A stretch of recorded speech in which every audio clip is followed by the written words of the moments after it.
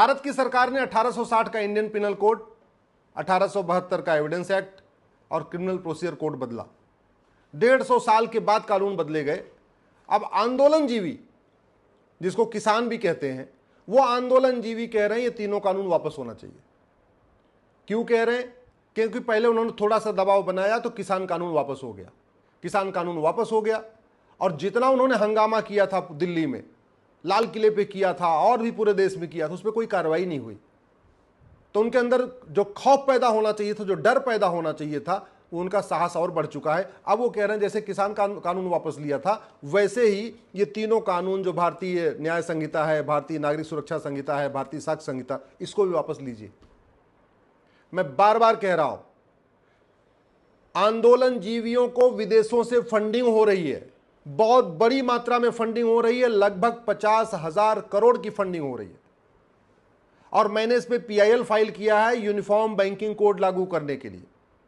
दुर्भाग्यवश न तो आरबीआई हमारी पीआईएल का सपोर्ट कर रही है, न तो वित्त मंत्रालय सपोर्ट कर रहा है। एक यूनिफॉर्म बैंकिंग कोड लागू नहीं करेंगे, विदेशी फंडिंग नहीं रुकेगी। विदेशी फंडिंग नहीं रुकेगी तो यहां आंदोलन चलता रहेगा। आंदोलनजीवी कभी किसान कानून को वापस करने की मांग करेंगे और कभी कहेंगे कि ये जो अंग्रेजों वाले कानून नए खत्म किए गए उनको दोबारा फिर से बहाल करो, जो नए कानून बनाए गए उनको खत्म करो। ये आंदोलनजीवियों को भारत के अंदर जो ब्लैक मनी जनरेट होती उससे भी उनको फंडिंग होती है। जो ड्रग स्मगलिंग से पैसा आता है, हथियारों की तस्करी से पैसा आता है, जो काला धन भारत के अंदर जनरेट होता है, उससे उनको फंडिंग होती है। ये आंदोलनजीवियों को खाड़ी देशों से, पाकिस्तान से हवाला के जरिए फंडिंग होती है। ये आंदोलनजीवियों को एफसीआरए के जरिए, जितने आंदोलनजीवी हैं इनका सबका एनजीओ है, इनके संगठन है, उनको एफसीआरए का लाइसेंस मिला हुआ है, विदेशी चंदा लेने का लाइसेंस मिला हुआ है, उनको विदेशों से फंडिंग हो रही है। तो एफसीआरए की फंडिंग हो रही है, बाहर से हवाला की फंडिंग हो रही है, अंदर से काले धन की फंडिंग हो रही है, पॉलिटिकल पार्टियां उनको फंडिंग करा रही है और वो हंगामा करते जा रहे हैं एक के बाद एक। और ये बड़े शर्म की बात है कि पिछली बार इतना हंगामा हुआ, लाल किले पे पूरा नंगा नाच किया, दिल्ली में नंगा नाच किया, सड़क जाम करके रखा, लेकिन उनके खिलाफ कोई कार्रवाई नहीं हुई। क्यों? क्योंकि पहली बात तो हमारा कानून घटिया है और दूसरा उनका सिस्टम इतना मजबूत है कि उनके लिए बड़े बड़े वकील खड़े हो जाते हैं, सुप्रीम कोर्ट में खड़े हो जाते हैं, हर जगह खड़े हो जाते हैं। तो समाधान क्या है? समाधान यह है कि सबसे पहले संपत्ति को आधार से लिंक किया जाए।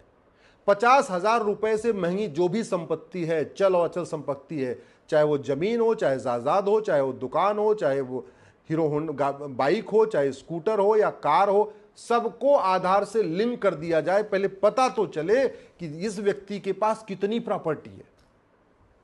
ये जितने आंदोलनजीवी घूम रहे हैं ना, पुराना सा कुर्ता पाजामा पहन के, चप्पल पहन के, टोपी लगा के, इसमें से कोई 500 करोड़ का मालिक है, कोई 1000 करोड़ का मालिक है, कोई 2000 करोड़ का मालिक है। किसानों की आंखों में धूल झोंकने के लिए अपने आप को गरीब किसान बने हुए हैं। कोई 20 पेट्रोल पंप का मालिक है, कोई 20 गैस की एजेंसी का मालिक है, कोई जो है फिल्म सिनेमा घर का मालिक है, किसी के बड़े बड़े फार्म हाउस हैं, किसी की होटलें चल रही हैं, बड़े बड़े कारोबारी हैं। ये दिखाने को चप्पल पहन के घूमते रहते हैं, कुर्ता पाजामा पहन के, हाँ सारे करोड़पति अरबपति। तो इनको पकड़ा कैसे जाए? संपत्ति को आधार से लिंक करने के लिए कानून बना दिए। सबसे तुरंत पता चल जाएगा किसके पास कितनी बेनामी प्रॉपर्टी है। अब जैसे ही पता चल गया किसके पास कितनी बेनामी है, फिर जो बेनामी प्रॉपर्टी वाला कानून है उसमें 100% प्रॉपर्टी जब्त करने और 10 से 20 साल सजा देने का कानून बना दीजिए। जब आपका कानून मजबूत हो गया, फिर आप जस्टिस विद इन ईयर लागू करिए। जस्टिस विद इन ईयर का मतलब नार्को पॉलीग्राफ ब्रेन मैपिंग कानून बनाइए, झूठ पकड़ने के लिए हर जिले में narco polygraph brain mapping lab बनाइए और एक जुडिशियल चार्टर लागू करिए कि डिस्ट्रिक्ट कोर्ट के जज, हाई कोर्ट के जज और सुप्रीम कोर्ट के जज सभी मुकदमों का फैसला 1 साल में करें। ये लटका के ना बैठे। 10 साल 20 साल डिस्ट्रिक्ट कोर्ट में मुकदमा चलेगा, 10-20 साल हाई कोर्ट चलेगा, तब तक तो पता चला ये आंदोलनजीवी खुद ही ऊपर चले गए, मुकदमा इनका बाद में खत्म होगा। Justice with in year. आप कठोर दंड की व्यवस्था करिए, संपत्ति को आधार से लिंक करिए। अच्छा, जो ब्लैक मनी जनरेट हो रही, जो हवाला, ये हवाला तब तक नहीं बंद होगा जब तक ये बड़ी नोट बंद नहीं होगी। मैं कई बार पहले कह चुका हूं, मेरी बात बुरी लगती है, जब तक 100 रुपए से बड़ी नोट बंद नहीं होगी तब तक कालाधन हवाला बंद नहीं होगा। जब तक कालाधन हवाला बंद नहीं होगा तब तक देश में अराजकता बंद नहीं होगी। क्यों?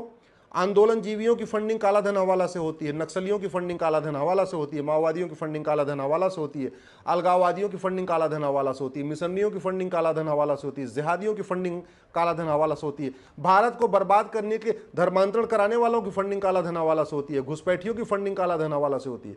भारत को बर्बाद करने के लिए जितने भी काम होते हैं सबकी फंडिंग कैसे होती है? या तो कालाधन से होती है, हवाला के जरिए होती है, बाहर से हवाला के जरिए होती है, भीतर से हवाला के जरिए होती है, अदरवाइज विदेशी चंदा आता है। विदेशी चंदा भी आता है, कुछ कैश के रूप में आता है, अदरवाइज एफसीआरए के जरिए उनके संगठन उनको चला जाता है। 2010 में कांग्रेस की सरकार ने एफसीआरए कानून बनाया इसीलिए था, देश विरोधी पत्रकारों, देश विरोधी नेताओं, देश विरोधी अभिनेताओं, देश विरोधी लेखकों, देश विरोधी पत्रकारों, देश विरोधी कलमकारों, देश विरोधी आंदोलन जीवियों, देश विरोधी सामाजिक कार्यकर्ताओं को ही फंडिंग कराने के लिए 2010 में एफसीआरए बनाया था। दुर्भाग्यवश वो एफसीआरए कानून हमने खत्म भी नहीं किया। चलो ठीक है, इधर के लोगों को कुछ मिल जा रहा होगा, लेकिन कहते नहीं थाली में जूठन के बराबर इधर मिलता है, बाकी सारे देश विरोधियों को जा रही फंडिंग। तो 2 रोटी इधर मिल रही है, 50 रोटी उधर जा रही है। 2 रोटी के लालच में हम उसको खत्म ही नहीं कर रहे हैं। अरे खत्म कर दीजिए, इधर वालों को भी बंद हो जाएगा, उधर वालों को भी बंद हो जाएगा, कम से कम देश तो शांति आएगी ना। बंद कर दिए 100 रुपए से बड़ी नोट। क्यों चाहिए 100 रुपए से बड़ी नोट? 81 करोड़ लोगों को तो गरीबी रेखा से नीचे, उनको तो मुफ्त में अनाज देना पड़ रहा है। सरकार खुद ही कह रही है 80% लोग पर डे 100 रुपए से कम खर्च करते हैं। जब 80% लोग पर डे 100 रुपए से कम खर्च करते हैं और जो 20% 100 से ज़्यादा खर्च करते हैं उनके पास एटीएम, पेटीएम, भीम, UPI, debit card, credit card है, फिर 100 रुपए से बड़े नोट की ज़रूरत क्या है? क्यों चला रहे हैं हम?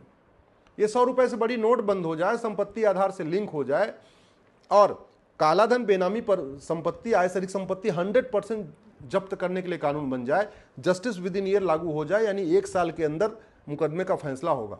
और सबसे बड़ी बात ये, जिसके पास आय से अधिक संपत्ति मिले, जिसके पास बेनामी संपत्ति मिले, उसकी नागरिकता खत्म करिए। ये भारत का संविधान कहता है नागरिकता लेने और नागरिकता देने के लिए कानून बनाइए। आर्टिकल 11 लिखा हुआ है, यूनिफॉर्म सिटीजनशिप कोड बनाइए, किस किस आधार पे आपको देना है नागरिकता और किस किस आधार पे लेना है नागरिकता, कानून बनाइए। खौफ पैदा होगा, खौफ नहीं पैदा हो रहा इसलिए तो अराजकता है। हम नार्को पॉलीग्राफ ब्रेन मैपिंग कानून क्यों नहीं बना रहे? किसको बचाना चाहते हैं? ये सफेद पोस्ट जो आंदोलन जीवी हैं, ये नार्को पॉलीग्राफ ब्रेन मैपिंग बना देना, ये डर के मारे बैठ जाएंगे, क्योंकि इनका जब narco polygraph brain mapping test हो जाएगा तो पूरी चेन खुल जाएगी। कौन नेता इनको समर्थन करता है, कौन अभिनेता समर्थन करता है, कहां से फंडिंग आ रही, पूरी चेन बाहर आ जाएगी। अभी वो कानून नहीं है इसलिए वो कुछ भी करने के लिए स्वतंत्र है। कभी कहते हैं किसान कानून वापस ले लो, अब कह रहे हैं कि जो 3 नए कानून बने हैं क्रिमिनल लॉ, उनको वापस ले लो। सुधार करना नहीं चाहते, रिफॉर्म करना नहीं चाहते। मैं सरकार से निवेदन करता हूं, किसानों से सीखिए। किसान को जब फसल बोना होता है ना, उसके पहले वो सीधे ऐसा नहीं कि वो फसल को खेत में डाल देता है, पहले जुताई करता है, गुड़ाई करता है, निराई करता है, खरपतवार की सफाई करता है, फिर भी अगर थोड़ा बहुत उसमें कुछ कीड़े मकोड़े रहते हैं तो पेस्टिसाइड डाल देता है, खत्म करता है, फिर वो उसमें बीज बोता है। सरकार अगर भारत में रिफॉर्म करना चाहती है, भारत को बदलना चाहती है, भारत को विश्वगुरु बनाना चाहती है, तो भ्रष्टाचार के खिलाफ कठोर कानून बनाना ही पड़ेगा और भ्रष्टाचार को देशद्रोह घोषित करना पड़ेगा। काला धन हवाला को राष्ट्र की सुरक्षा के लिए खतरा घोषित करना पड़ेगा। काला धन हवाला को सबसे बड़ा देशद्रोह घोषित करना पड़ेगा। जो लोग विदेशी इशारे पे कोई काम कर रहे हैं उनकी नागरिकता खत्म करने, 100% प्रॉपर्टी जब्त करने, आजीवन कारावास, फांसी देने के लिए कानून बनाना पड़ेगा। अब विदेशी इशारे पे कौन काम कर रहा है ये तो तभी पता चलेगा जब narco polygraph brain mapping lab होगा।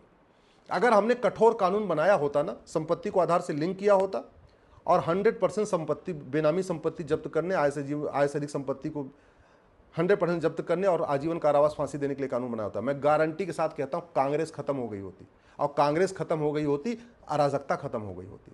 अगर हमने कठोर कानून बनाया होता और जस्टिस विद इन ईयर लागू किया होता कि 1 साल के अंदर मुकदमे का फैसला होगा, लालू परिवार आज तिहाड़ में होता, लालू परिवार तिहाड़ में होता तो बिहार में जाति का जहर घोलने वाला कोई बचता नहीं। संपत्ति को आधार से लिंक किया होता, नार्को पॉलीग्राफ ब्रेन मैपिंग कानून बनाया होता, जस्टिस विद इन ईयर लागू किया होता, कश्मीर में अब्दुल्ला परिवार, महबूबा परिवार तिहाड़ में होता और अगर ये दोनों परिवार तिहाड़ में होता तो इनकी पॉलिटिकल पार्टी खत्म हो जाती, कश्मीर में शांति आ जाती। ये भारत में जितने भी परिवारवादी पार्टियां हैं, जाति का जहर घोलने वाली, भाषा का जहर घोलने वाली, क्षेत्र का जहर घोलने वाली, वो इसलिए जिंदा हैं, वो इसलिए चल रही है कि हमारा कानून सड़ा हुआ है, हमारी न्यायिक व्यवस्था सड़ी हुई है, इनको सजा नहीं हो रही है। क्या स्टालिन परिवार के पास आय सारी संपत्ति नहीं है क्या? क्या गांधी परिवार के पास आय से अधिक संपत्ति नहीं है क्या? क्या सोरेन परिवार के पास आय से अधिक संपत्ति नहीं है क्या? क्या मुलायम परिवार के पास आय से अधिक संपत्ति नहीं है क्या? क्या महबूबा परिवार के पास आय से अधिक संपत्ति नहीं है क्या?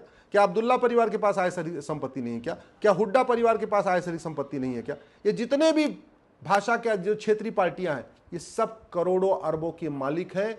और अगर इन परिवार, अगर कठोर कानून हो, इन परिवार, ये कालाधन बेनामी संपत्ति रखने वालों को सजा हो जाए, ये परिवार खत्म हो जाएंगे, परिवार खत्म हो जाएंगे, इनकी पॉलिटिकल पार्टी खत्म हो जाएगी। पॉलिटिकल पार्टी खत्म हो जाएगी तो जातिवाद, भाषावाद, क्षेत्रवाद खत्म होगा, माओवाद, नक्सलवाद, कट्टरवाद, जिहाद, मजहबी उन्माद खत्म होगा। और नहीं तो कभी यहाँ आंदोलन होगा, कभी वहाँ आंदोलन होगा, कभी ये एक पूरे देश में अराजकता चलती रहेगी।